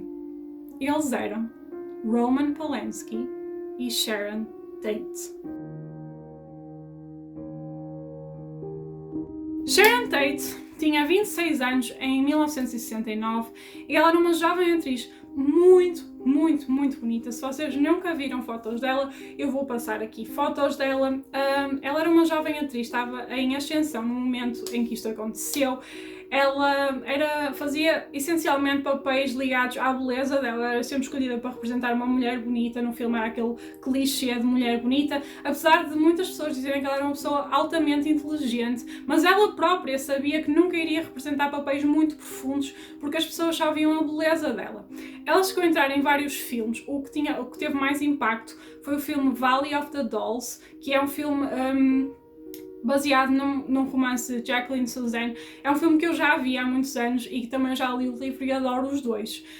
E ela fazia essencialmente papéis de comédia, assim, mais leves, uns papéis mais leves, mas nesse filme ela foi um drama e ela ficou conhecida por esse filme. Ela conheceu o realizador Roman Polanski no set de um filme que ele estava a realizar e ela estava a participar como atriz, e eles apaixonaram-se lá. Os dois casaram-se em 1968 e mudaram-se para a casa em Cielo Drive. Se vocês viram o filme do Quentin Tarantino, que eu ainda não referi aqui, Era Uma Vez em Hollywood, este filme está muito ligado a este caso que eu estou a falar aqui, embora eu ainda não tenha visto o filme todo. Eu não gosto dos filmes de Quentin Tarantino, como muitos de vocês já sabem, e eu não creio, pelo pouco que eu vi do filme, que ele seja representativo, seja tipo um filme histórico. Eu não acho que o Quentin Tarantino queira fazer filmes históricos, eu acho que ele apenas pega inspirações e depois faz os seus filmes baratos. Então é assim, se vocês quiserem ver, podem ver. Eu não acho que seja tipo a representação histórica mais fiel ao caso, mas ele fala disto, e a Sharon Tate nesse filme é representada pela atriz Margot Robbie, que também é muito bonita. Portanto, se vocês estão a associar este nome a qualquer coisa que vos parece familiar, pode ser daí. Roman Polanski ainda é vivo, ele é um realizador polaco, já fez muitos filmes de sucesso. Ele esteve envolvido num escândalo de abuso sexual, portanto ele tem assim uma história um bocado conturbada. Ele foi o realizador do filme O Pianista, muito conhecido, e também do filme The Ghostwriter, e ele também foi o realizador de um filme de terror que foi feito antes de tudo isto se passar, chamado Rosemary's Baby. E este filme é considerado um clássico do cinema de terror. Eu já vi, é um filme muito bom, só que este filme, infelizmente, pelos piores motivos, ficou ligado a este caso, porque é um filme que ele realizou antes disto acontecer, e de uma forma muito irónica, que eu acho que não tem nada a ver com nada, mas apenas por uma ironia muito cruel. tem muitas semelhanças com o que depois aconteceu na vida real. O filme Rosemary's Baby, vou dar aqui uns spoilers se vocês não quiserem ver, fala sobre uma mulher que está grávida e que começa a sentir que algo de errado se passa com o bebê dela. E basicamente o bebê dela acaba por ser tipo como se fosse um diabo, um demónio, uma coisa assim, ou pelo menos pessoas acreditam que ele é tipo o demónio. E há um culto de pessoas satânicas, eu não estou a inventar isto, é mesmo verdade, que quer ficar com o bebê para eles, porque eles acham que aquele bebê é o demónio, então eles querem ficar com ele para eles. E basicamente este é o filme, mas infelizmente este filme depois viria a ser mencionado neste caso por causa das semelhanças muito cruéis com a vida real do realizador Roman Polanski. No dia 9 de agosto de 1969, Roman Polanski estava em Londres a filmar o filme Day of the Dolphin, enquanto Sharon Tate estava em Cielo Drive, em Los Angeles, muito grávida, a 15 dias de ter o primeiro filho do casal. Portanto, ela estava grávida já no fim da gravidez dela. Nessa noite, Sharon Tate ela estava acompanhada por 3 amigos, por causa dela estar mesmo no estado final da gravidez dela e por causa do marido dela estar fora. Então, para ela não ficar sozinha, 3 amigos dela vieram-lhe fazer companhia. Os amigos que estavam com Sharon nessa noite eram Jay Sebring, que era ex-namorado e amigo de Sharon Tate, e ele era também um cabeleireiro dos famosos. Ele era muito conhecido nessa altura por ser o responsável por criar muitos dos penteados icónicos de homens nos filmes da altura, nos filmes e séries da altura. Abigail Folger, que era uma mulher pacata e reservada, e ela era a herdeira de uma marca de café. E também estava o namorado da Abigail, o polaco, eu vou martirizar este nome, Wojciech Frykowski. Vamos referir-nos a ele apenas como Frykowski, porque o primeiro nome é impronunciável. Além disso, também estava na propriedade o homem da manutenção de Cielo Drive, um homem chamado William Garretson, que tinha apenas 19 anos, só que ele vivia numa casa, tipo um anexo, que estava desligado da casa de Cielo Drive. E a noite da madrugada de 9 de agosto era uma noite de verão, tranquila, calma, mas foi nessa noite que Charles Manson decidiu que teria a sua tão aguardada vingança. Então nessa noite o Charles Manson mandou Tex Watson, que na altura tinha 23 anos, Susan Atkins, que na altura tinha 21 anos, Linda Kasabian, que tinha 20 anos, e Patricia Krenwinkel, que tinha 21 anos nesse dia, a cumprir a primeira parte da profecia do Helter Skelter.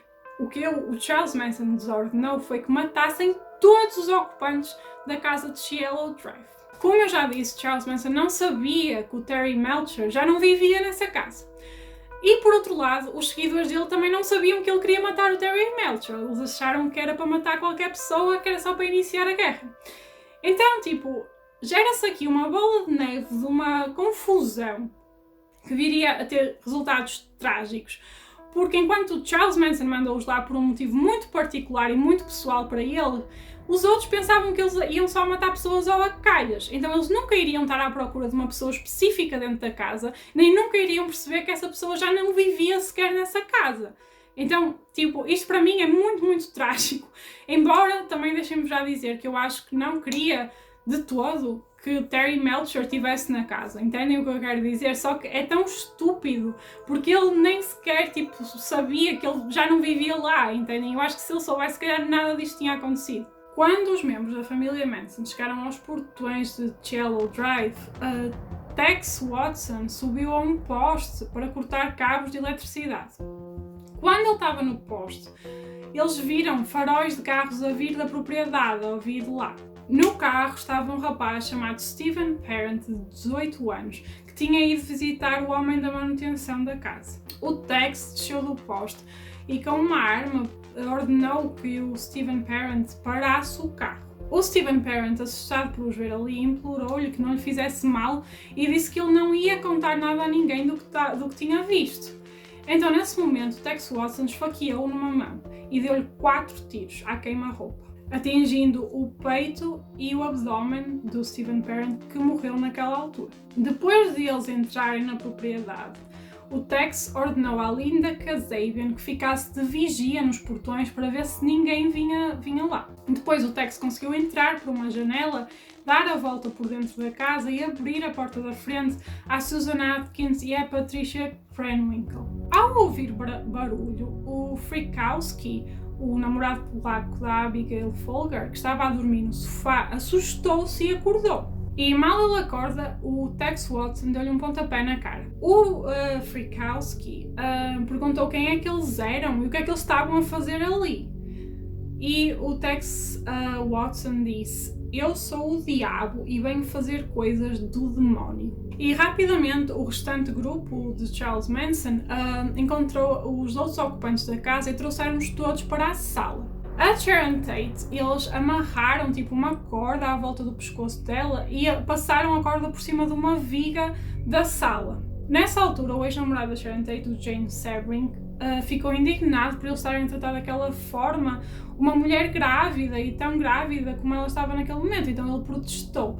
Quando o Jay protestou por causa da Sharon Tate, ele levou logo um tiro e 7 facadas do Tex Watson e morreu também naquele momento. O Frykowski, no meio daquela confusão, levantou-se e tentou fugir. Ele lutou com a Susan Watkins e o Tex, quando se apercebeu que eles dois estavam a lutar, foi ajudar a Susan e agrediu-o tipo na cabeça. E o Frykowski, ele foi esfaqueado 51 vezes. Nesta altura, a Linda Kasabian, que estava lá fora a tomar conta da casa, viu o Frykowski a correr e a ser morto, e ela ficou tão horrorizada com o que viu que ela decidiu que queria parar aquele ataque, queria parar aquilo. Então o que ela fez, ela foi ter com eles e gritou e disse que vinham pessoas, para eles irem embora, que vinham pessoas, mas era mentira, tipo, não vinha ninguém, só que ela tentou que eles parassem aquilo, quando ela se apercebeu do que realmente estava a acontecer. Na outra parte da casa, a Abigail Folger também fugiu e lutou com a Patricia Krenwinkel, e rapidamente o Tex também foi ajudar a Patricia e a Abigail foi esfaqueada 28 vezes. I ran after her with an upraised knife and I began to stab her. I remember her saying, "I'm already dead." Por último, a Sharon Tate, ela implorou pela vida do bebé dela. Ela sugeriu ao grupo que a levassem como refém, que esperassem que ela tivesse o bebé e que depois a matassem. Mas eles ignoraram todos os pedidos dela e ela foi esfaqueada 16 vezes, muitas dessas vezes na barriga dela. I felt nothing. I felt absolutely nothing for her. As she begged for her life and for the life of her baby. E ninguém sobreviveu a este ataque em Cielo Drive, incluindo o bebé de Sharon Tate.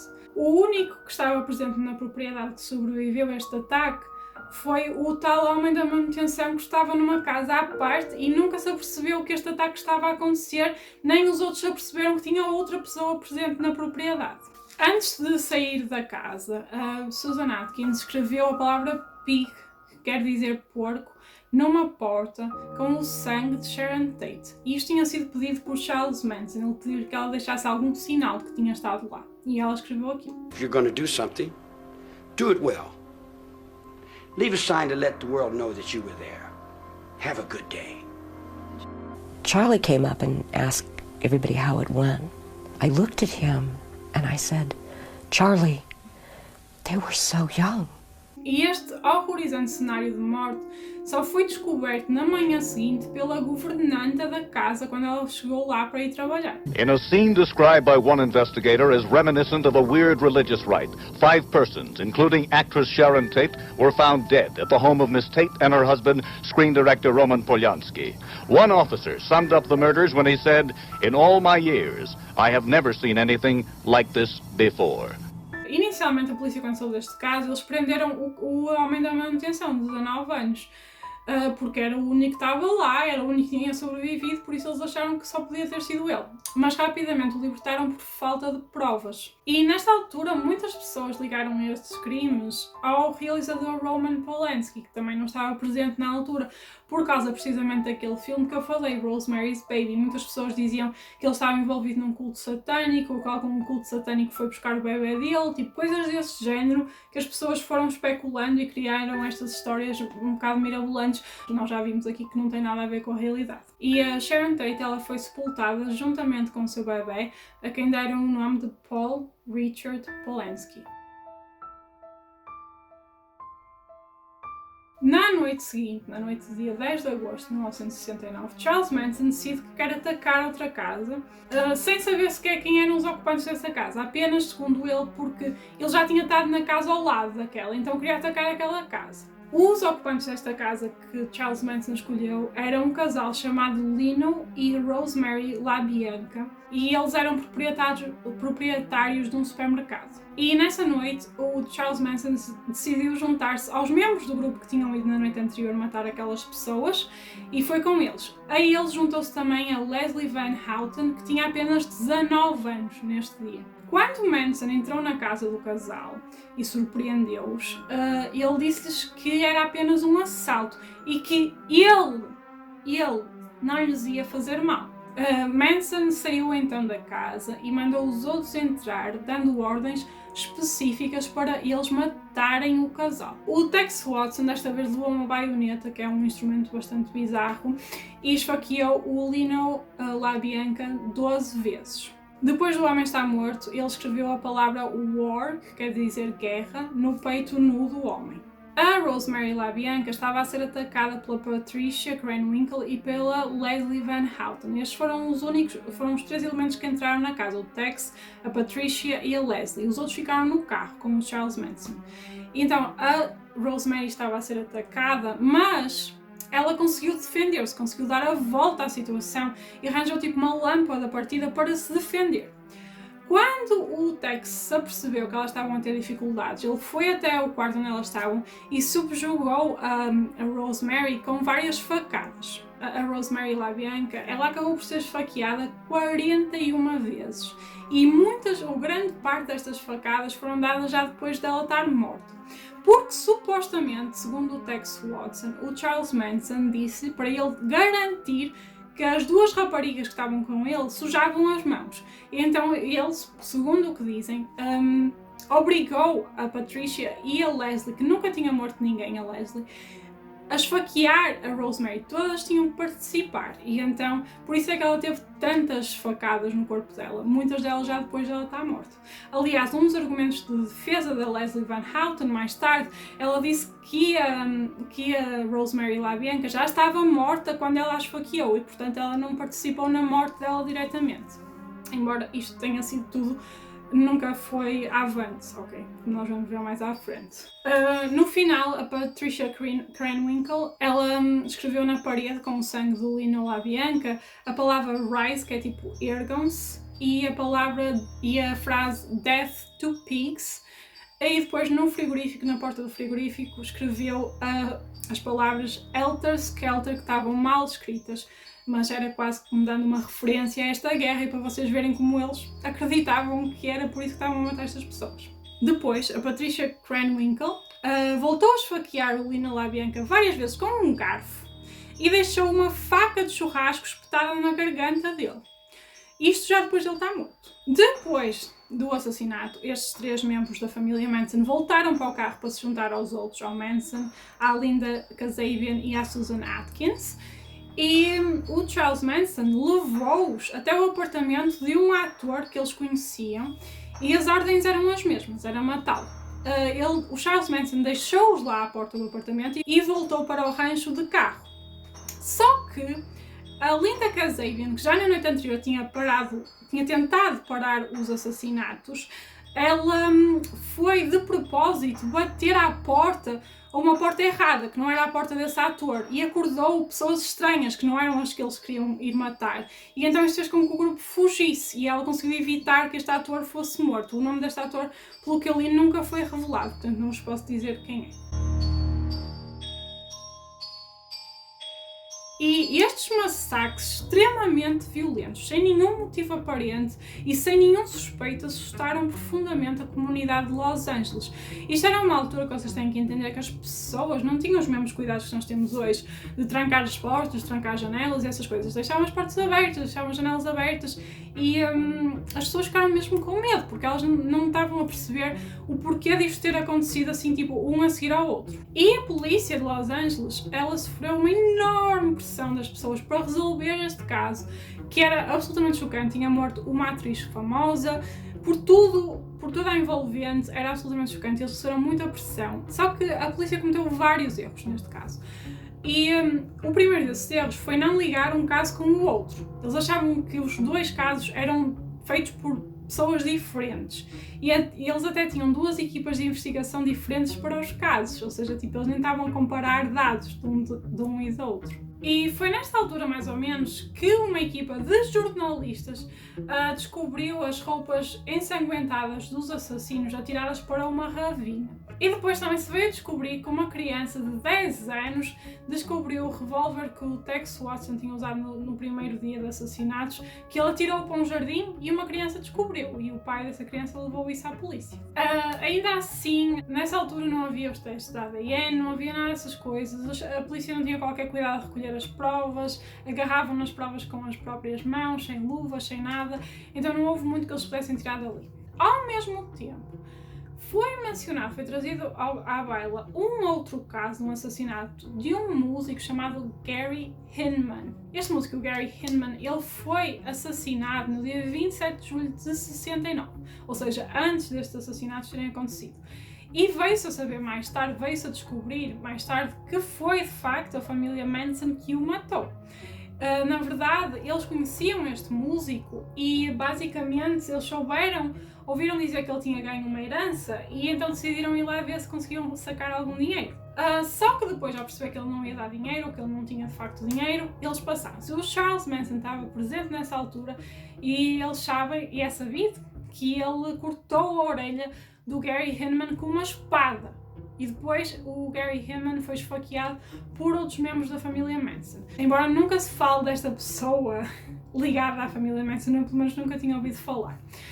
Mas na altura, as pessoas que estavam a investigar este caso do Gary Hinman, eles tocou-lhes qualquer coisa na cabeça, eles disseram assim: nós achamos este assassinato muito parecido com os outros assassinatos feitos, porque eles também tinham deixado uma mensagem escrita a sangue na casa do Gary. E a mensagem era Political Piggies, ou porquinhos políticos, ou seja, tudo relacionado com as mesmas palavras de pig e de coisas políticas e assim.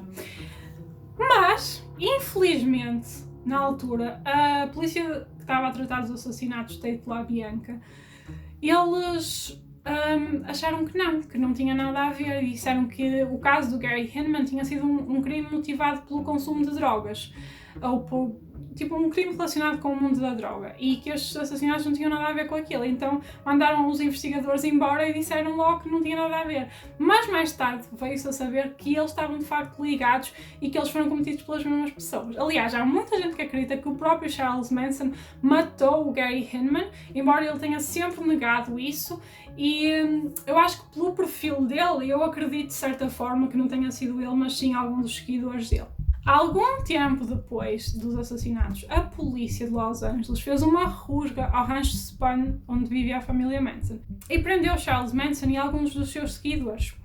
Só que eles não estavam a ser presos pelos assassinatos, eles estavam a ser presos por crimes de roubo de carros e de desmontar carros e depois construir uns carrinhos de andar na areia, umas coisas esquisitas que eles faziam. E então eles estavam a tentar desmantelar essa rede de tráfico e de roubo de carros.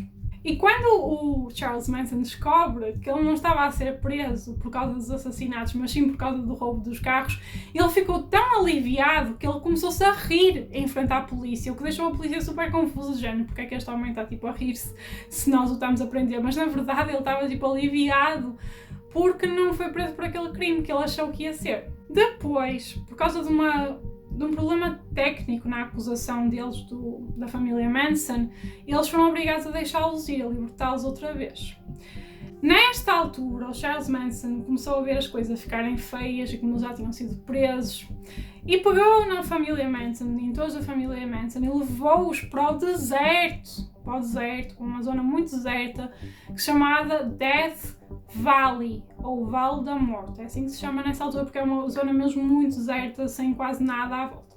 E supostamente seria neste sítio do deserto que ele iria então levar a cabo a profecia do Helter Skelter. Então as pessoas que foram para lá, elas achavam que estavam a ir para lá porque a guerra ia começar, então eles tinham que se esconder no deserto, como eu vos tinha dito antes. Enquanto eles estavam no deserto, o Charles Manson e a família, eles andaram a disparar armas, andaram a fazer corridas naqueles tais carrinhos que eles construíam com carros roubados, com peças de carros roubados, e isto chamou a atenção da polícia outra vez, que os voltou a prender. E foi aqui, depois de eles estarem presos, que eles começaram a dar as maiores revelações sobre este caso. A Susan Atkins, que foi um dos membros que integrou este grupo, ela sentiu uma enorme necessidade dentro dela de partilhar este crime da Sharon Tate com colegas de cela dela. Ela começou a gabar-se de ter cometido estes assassinatos, porque toda a gente em Los Angeles naquela altura andava à procura dos assassinos da Sharon Tate e das outras pessoas que foram mortas. Então, era o crime mais mediático. E ela, então, sentiu-se na necessidade, não conseguiu controlar-se e disse a colegas de cela dela que tinham sido eles a cometer o crime. E foi precisamente esta confissão da Susan Atkins que levou finalmente a polícia a ligar os casos Tate LaBianca à família Manson e ao Charles Manson. Members of a so-called religious cult with a leader they call Jesus has had 3 of its followers arrested in the investigation of the murder of Sharon Tate and 6 others. E o julgamento do caso Tate LaBianca, como veio a ser chamado, ele foi um autêntico circo mediático pautado pelas mais diversas bizarrices que vocês possam imaginar. Desde as mulheres envolvidas andarem pelos corredores com vestidos coloridos, de mãos dadas a cantar numa cena que é de induzir pesadelos a qualquer pessoa.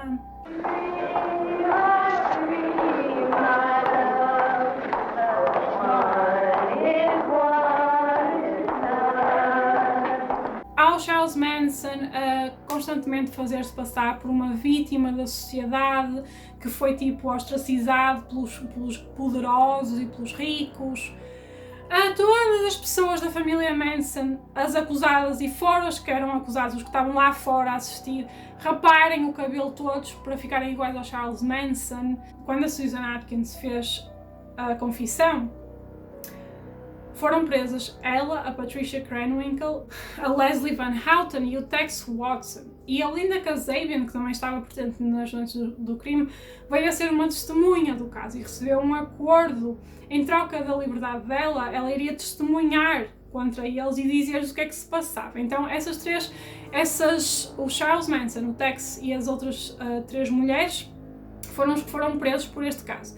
Mas a restante família Manson, ainda sobre o poder dele, continuava a ir para a porta do tribunal todos os dias, para os corredores, fazer barulho, fazer manifestações, fazer coisas bizarras. E segundo alguns membros da família Manson, todo este espetáculo bizarro de coisas estranhas a acontecer foi tudo orquestrado pelo próprio Charles Manson, que tentava passar mensagens às pessoas que o seguiam para eles fazerem certas coisas. Então ele dizia às mulheres da família Manson que estavam acusadas para se vestirem de certa forma, para dizerem certas coisas, e elas obedeciam. Como eu disse, a Linda Kasabian foi então uma testemunha-chave neste caso. Ela aceitou o acordo em troca da liberdade dela para ser uma testemunha. Ela própria tinha de certa forma tentado travar os assassinatos, sem ter muito sucesso, mas conseguiu travar um, pelo menos, que nós saibamos. E ela então não foi presa nem condenada, mas serviu como uma testemunha-chave neste caso. Foi a testemunha mais importante porque ela estava lá e ela pôde dizer exatamente o que aconteceu. E tudo o que nós sabemos do que aconteceu lá vem muito do testemunho dela. O Terry Melcher, que era o tal produtor musical que supostamente era quem o Manson queria matar, ele também testemunhou no caso. E ele ficou com tanto medo deste caso, que ele teve que arranjar guarda-costas e receber apoio psiquiátrico, depois de saber que ele era a vítima-alvo do Charles Manson. Na altura, houve um comunicado do presidente dos Estados Unidos, o presidente Nixon, que afirmou que o Charles Manson era culpado, tão culpado como as outras pessoas. E isto teve um enorme impacto. O próprio Charles Manson, ele tentou usar aquilo para mostrar que o caso dele tinha que ser descartado, ele tinha que ser libertado porque as pessoas já tinham sido influenciadas pela opinião do próprio presidente, portanto, ele não tinha nenhuma hipótese de se defender. Só que isto não teve sucesso. Na altura, a acusação estava a tentar levar este caso como se fosse tipo um assalto que correu mal e eles então passaram-se e mataram as pessoas. Mas o problema desta teoria é que eles não tinham forma de acusar o Charles Manson, porque ele não tinha estado lá. Então como é que nós podemos acusar uma pessoa de um assalto se ele nem sequer participou nesse assalto? Depois apareceu um dos procuradores, um dos que estava a tratar da acusação, chamado Vincent Bugliosi, e ele foi o principal responsável por trazer à tona a teoria do Helter Skelter. E foi ele que, depois de entrevistar vários dos intervenientes da família Manson e várias testemunhas, percebeu que o Charles Manson tinha dito à família Manson sobre esta suposta guerra racial que vinha toda de umas mensagens num disco dos Beatles. E ele revelou ao mundo o que era o Helter Skelter e qual era a motivação destas pessoas por trás destes assassinatos. O que é que acontece?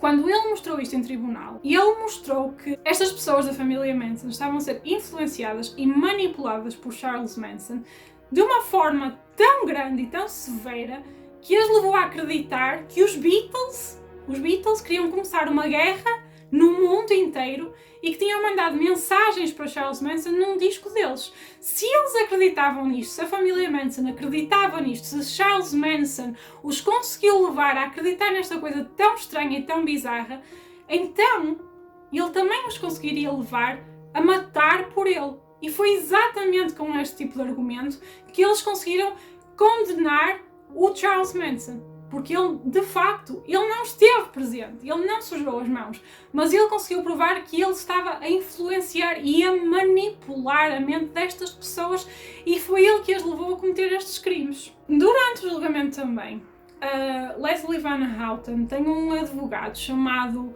Ronald Hughes. Este Ronald Hughes, e tal como os outros advogados das outras mulheres da família Manson, eles começaram a perceber que elas faziam tudo o que o Charles Manson lhes pedia, que elas estavam sobre aquela influência tão grande de um líder de culto, que elas não ouviam o que os advogados delas lhes diziam e faziam tudo o que ele pedia. Porque o Charles Manson pediu-lhes a elas e ao Tex Watson que eles dissessem em tribunal que elas tinham cometido aqueles crimes por vontade própria e que o Charles Manson não tinha nada a ver com isto. E elas foram e disseram isto em tribunal. Este advogado, Ronald Hughes, que era o advogado da Leslie, ele ao ouvir isto e ao perceber este tipo de influência que o Charles Manson tinha na cliente dele e que ia estragar o caso para todos eles, disse em tribunal, à frente do Charles Manson, disse à Leslie: ele não tem poder sobre ti, tu não és obrigada a dizer nada. Disse isto em frente ao Charles Manson. O Charles Manson, sendo o líder manipulador que era, não gostou. Manson pointed across the counsel table, and Ronald Hughes sat right beside me, so I saw this. Manson pointed at him and glared at him and said, "Attorney, I don't want to ever see you in this courtroom again." And we never saw him again. And his body was found 6 months later, but it was so badly decomposed that we could never tell the cause of death. Em 25 de janeiro de 1971, Charles Manson, Susan Atkins, Tex Watson, Patricia Krenwinkel, Leslie Van Houten foram considerados culpados pelas mortes no caso Tate LaBianca. E a condenação deles foi uma condenação à pena de morte. Em 1972, no entanto, a Califórnia aboliu a pena de morte e então a pena deles foi reduzida ou foi mudada para prisão perpétua. O Charles Manson nunca se mostrou arrependido e nunca mostrou que se sentia culpado por o que tinha acontecido àquelas pessoas. E negou sempre a sua envolvência, dizendo que ele não matou ninguém, que ele não fez nada, tal e qual como ele tinha dito tantos anos antes, quando tinha 6 anos no recreio. Ele continuou sempre a negar a envolvência dele neste caso. Ele teve várias audiências para ter liberdade condicional ao longo dos anos. Muitas delas ele nem comparecia. Quando ele comparecia, ele insultava as pessoas que estavam presentes. Ou seja, uma pessoa muito desequilibrada a nível mental. A Susan Atkins, ela tentou obter liberdade condicional porque ela teve um cancro terminal. Quando ela soube que tinha este cancro, ela tentou obter uma liberdade condicional especial, tipo uma liberdade condicional de misericórdia, para ela poder passar os últimos dias dela fora da prisão. Mas este pedido não foi atendido e a Susan Atkins morreu na prisão em 2009 com 85% do corpo paralisado por um cancro. Tex Watson, Leslie Van Houten e Patricia Krenwinkel ainda cumprem as suas penas de prisão nos dias de hoje. Charles Manson também continuou a cumprir a sua pena de prisão, sem nunca lhe ter sido concedida a liberdade condicional, e morreu no dia 19 de novembro de 2017 com 83 anos por causas naturais. Que é para mim tipo uma coisa absolutamente... não consigo compreender como é que uma pessoa que fez tanto mal é-lhe permitido que viva até aos 83 anos e morra por causas naturais. A psychopath is born, you know, to do wrong, I suppose, and a sociopath is transformed by his upbringing and surroundings into this person who does terrible things. So which was Manson? It almost depends on your point of view. O Charles Manson era um psicopata, na minha opinião, porque eu passei estes últimos dias a ouvi-lo falar, porque ele deu imensas entrevistas. O homem adorava falar, gente, ok? Ele adorava falar. Eu acho que todos estes líderes de culto gostam muito de se ouvir a si próprios. E então, ele, por aquilo que eu vejo, ele não tem qualquer tipo de emoção, não tem qualquer tipo de empatia por ninguém. Ele, segundo o que nós vimos, segundo vários registros, já é muito novo, com 6 anos, ele já tinha este tipo de discurso. E eu acho que isto nasceu com ele, gente. Eu acredito mesmo nisso. Apesar de, sim, nós podemos dizer que a vida não foi fácil para ele. Ele nasceu de uma mãe adolescente, uma mãe problemática. Mas a questão é que, tipo, eu acho que apesar de ele ter tido estes problemas em novo, eu acho que ele já nasceu com algum problema dentro dele. Eu acho, gente. Isto é uma opinião só. Charles Manson did what many cult leaders have done historically, taking someone into something very bad, but by baby steps, never allowing them to see where it was that he was really taking them in the end, which was murder. E neste caso nós vemos o ponto, eu acho que é o ponto máximo que pode ir a manipulação de uma destas pessoas, de um destes predadores, porque eles são predadores, eles são uma natureza predatória. Conseguem manipular as pessoas de uma forma e construir a mente das pessoas de uma forma que as leva a matar outras pessoas, gente, matar outras pessoas. Isto é tipo o auge de tudo, tipo alguém convencer-nos a matar outra pessoa e essa pessoa nem está lá presente, nem está lá sequer. Tipo, é tipo o auge da influência e da manipulação destas pessoas. You know, it didn't happen overnight. He spent a lot of time taking middle-class girls and remolding them.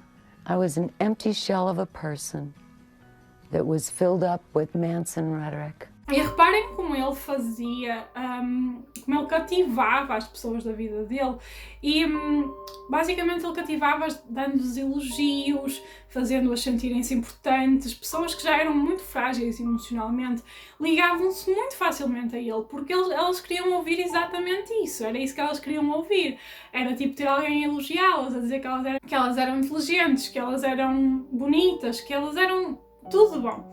E isto é o que leva estes predadores a conseguir cativar as pessoas. Eles têm sempre uma forma de cativar, sempre. Eu acho que tipo, este comportamento de cativar e que em inglês chama grooming, que é tipo quase fazer festinhas às pessoas para as atrair, é algo presente em todo o tipo de predadores. Por exemplo, se nós olharmos para outro tipo muito particular de predadores que eu tipo detesto, que são os pedófilos, eles não fazem a mesma coisa com as crianças. Muitos deles aliciam as crianças com doces ou com brinquedos ou tipo dando-lhes também elogios para levar as crianças a confiar neles para depois eles poderem cometer o crime que vão cometer. Só que, tipo, nós quando somos mais pequenos, muitas vezes ouvimos dos nossos pais: não aceites doces estranhos, não aceites nada de um estranho, nunca vais com uma pessoa estranha, e somos sempre alertados para isso. O que nunca nos é dito é que estes predadores, eles não acabam quando nós deixamos de ser crianças. E eles não são só pedófilos. Eu acho que nós temos uma grande dificuldade em nos precavermos destas pessoas, porque elas são raras, felizmente, na sociedade, mas também porque como nós nunca lidamos com elas, nós não conseguimos perceber que aquela pessoa é, na verdade, um predador. Porque o que nós estamos habituados, e vocês viram quando eu falei das características de um psicopata, que eles imitam emoções, nós não estamos habituados a isso. Nós achamos sempre que uma pessoa, quando transmite uma certa emoção ou sentimento, nós achamos que a pessoa está a ser verdadeira. Nós nunca esperamos que essa pessoa simplesmente não sinta nada e que não tenha qualquer tipo de ligação emocional. Então eu acho que nenhum de nós está preparado realmente para enfrentar um psicopata, um sociopata, uma pessoa que não sente emoções e que imita essas emoções para enganar os outros. É uma pessoa muito perigosa. E como eu disse, não sei se vocês viram o meu vídeo, eu fiz um vídeo sobre o filme A Plataforma, eu falei um bocado da sociedade nesse vídeo, aliás.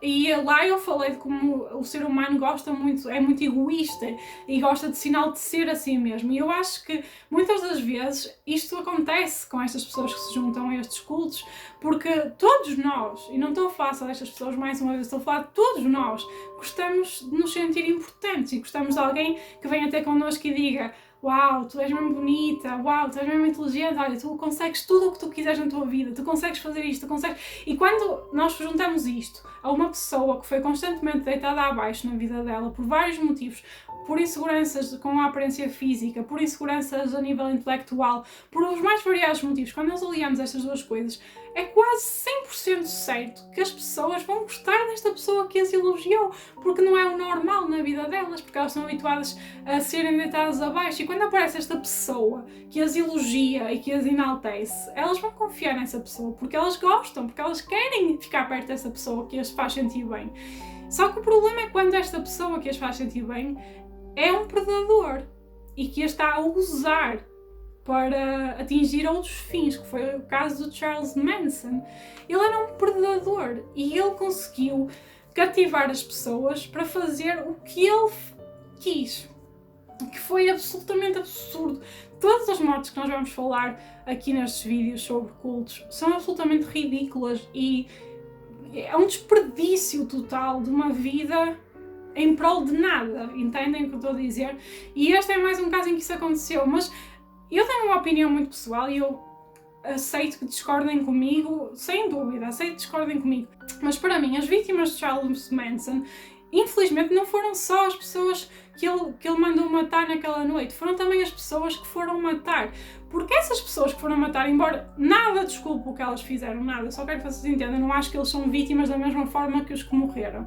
Porque nada desculpa o que eles fizeram e a qualquer momento eles podiam ter dito que não, e podiam ter recusado, e podiam ter voltado atrás, como fez a Linda Kasabian quando tentou impedi-los. Só que o que eu acho é que estas pessoas tornaram-se estes assassinos a sangue frio e horríveis, fizeram coisas horríveis, porque conheceram Charles Manson. Eu, sinceramente, não acredito que algum destes jovens alguma vez tivesse morto alguém se não fosse por se terem encontrado com o Charles Manson. Eu duvido disto a 100%. E a prova disso está que todos eles que ficaram presos arrependeram-se. Mal passou esta influência, este poder de Charles Manson, porque eles foram separados na prisão, obviamente, e eles deixaram de estar sobre o poder e influência de Charles Manson. Eles, perceberam o que é que tinham feito, pensaram: oh my god, o que é que eu fiz com a minha vida? E basicamente o que eles fizeram com a vida deles foi basicamente desperdiçar também a vida deles. Porque eles eram jovens, na casa dos 20 e poucos anos.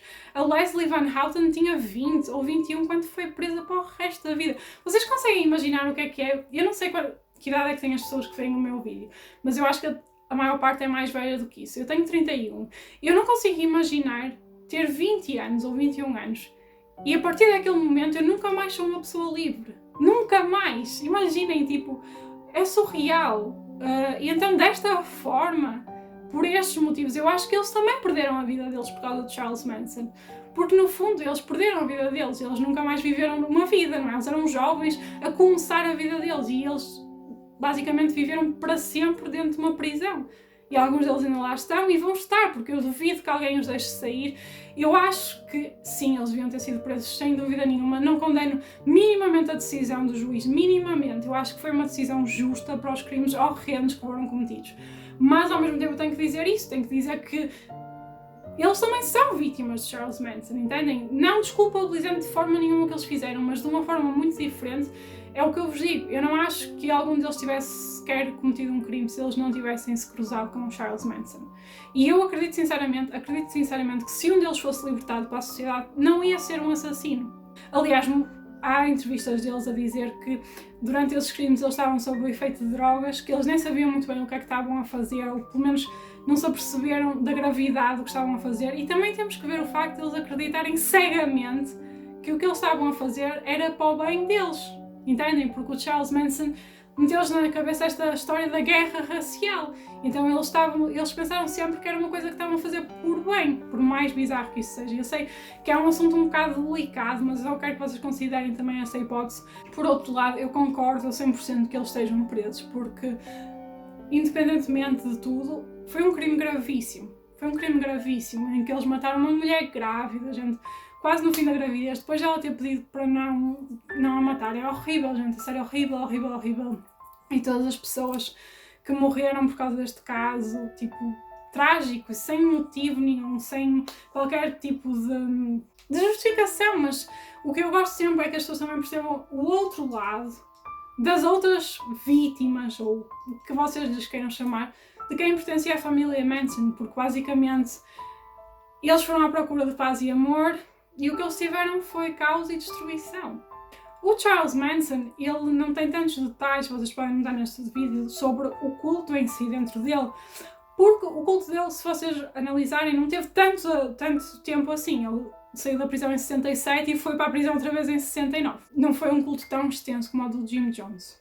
Mas isso não quer dizer, e o facto, o que eu quero que vocês percebam é que o facto de ele só ter tido 10 vítimas, e eu conto 10 porque eu conto com o bebê da Sharon Tate como uma vítima, muita gente diz que ele só matou 9, eu conto 10 porque eu acho que um bebê a 2 semanas de nascer é uma pessoa.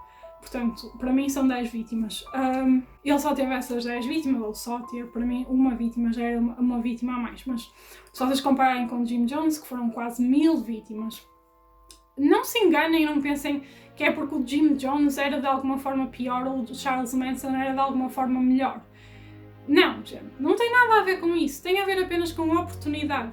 O Charles Manson, por defeito, já não era uma pessoa tão poderosa e com tanto dinheiro como o Jim Jones era. O Jim Jones nunca esteve preso, o Jim Jones tinha muito dinheiro, ele estava à frente de uma organização religiosa e, portanto, ele tinha um poder muito diferente. Mas acreditem a 100% piamente que se o Charles Manson tivesse a oportunidade, ele faria igual ao Jim Jones ou pior. Ele não era melhor do que o Jim Jones de forma nenhuma só porque teve menos vítimas mortais. Apenas a oportunidade não foi a mesma, entendem?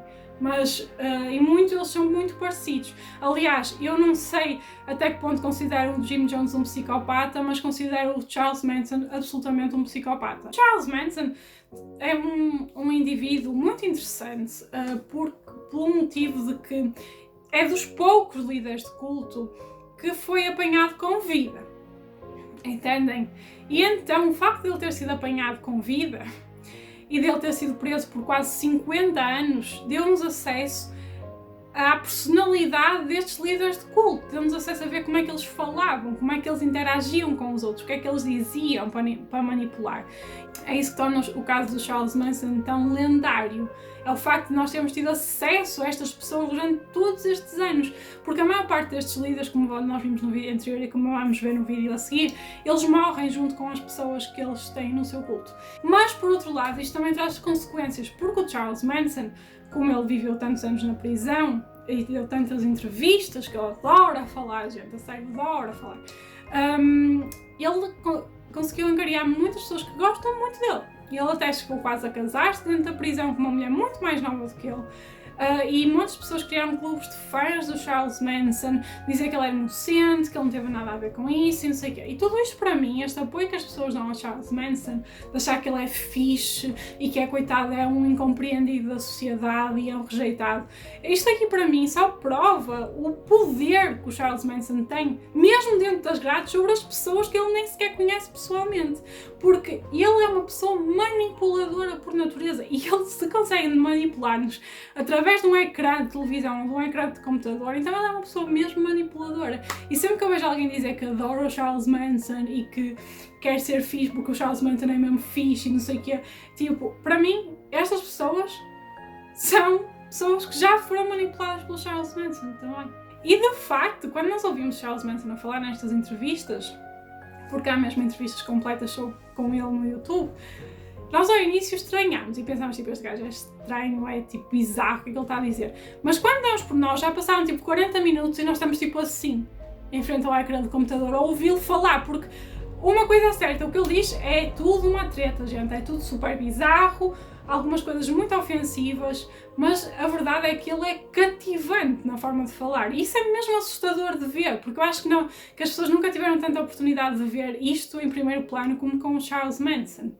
Eu acho que é importante lembrar que o Charles Manson, ele não tem nenhum poder sobrenatural, nem é o diabo, nem é nada disso como muita gente diz que ele é o diabo e não sei o quê.